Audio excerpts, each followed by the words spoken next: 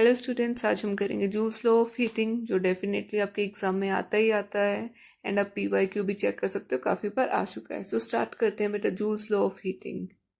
Joules law of heating ये state करता है बेटा कि कोई भी डिवाइस कैसे हीटअप होता है, किन कारणों से हीटअप होता है जल्दी, ठीक है, हीट कैसे प्रोड्यूस करता है ज़्यादा एक्सेस में। सो बेटा, अगर आपका करंट, आप एक्सेस में किसी डिवाइस को करंट दे रहे हो, ठीक है, तो वो हीटअप हो जाएगा। So heat is directly proportional to I square. I क्या होएगा? करंट। हीट और भी ज़्यादा प्रोड्यूस होएगी जितना ज़्यादा करंट होएगा, ठीक है, तो heat is directly proportional to I square बेटा।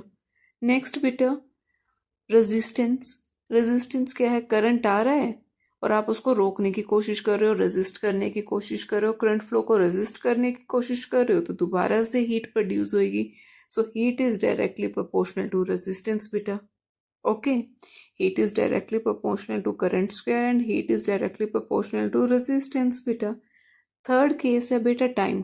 आपने एक चार्जर है, काफ़ी टाइम से स्विच ऑन करके छोड़ रखा है, तो वो हीटअप हो जाएगा। So heat is directly proportional to time, कि कितने टाइम के लिए आपने उस डिवाइस को उसमें करंट फ्लो हो रहा है या कितने टाइम से वो स्विच ऑन है उसका। सो मैंने आपको तीन चीज़ें बताई हैं बेटा, कि heat is directly proportional to I square, ठीक है, आई स्क्वेयर के डायरेक्टली, एक मिनट बेटा, आई स्क्वेयर के डायरेक्टली प्रोपोर्शनल है, रेजिस्टेंस के डायरेक्टली प्रोपोर्शनल है एंड टाइम के डायरेक्टली प्रोपोर्शनल है, ठीक है।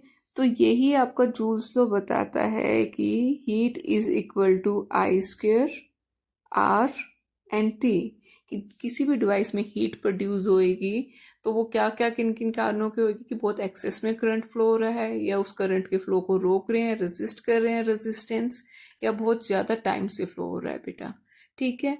सो यही तीन पॉइंट्स हैं जो आपके joules law of heating effect को बताते हैं एंड इसका न्यूमेरिकल्स में भी यूज़ हो जाता है इस फॉर्मूले का, सो ध्यान रखना बेटा। मेन डायरेक्ट क्वेश्चन भी आ रखा है कि joules law of heating effect बताओ। सो ये आपका क्लियर हो गया कि बस ध्यान रखना है, करंट के स्क्वायर के प्रोपोर्शनल होता है, रेजिस्टेंस के प्रोपोर्शनल होता है एंड टाइम के प्रोपोर्शनल होता है। ये तीनों पॉइंट्स ध्यान रखना एंड इसके एग्जांपल्स आप ले सकते हो, आयरन हीटर, इलेक्ट्रिक बल्ब, कोई भी इलेक्ट्रिक डिवाइस आप दे सकते हो। सो ठीक है बेटा, आई होप कि अब आपको ये कंसेप्ट क्लियर हो गया होगा। Thank you.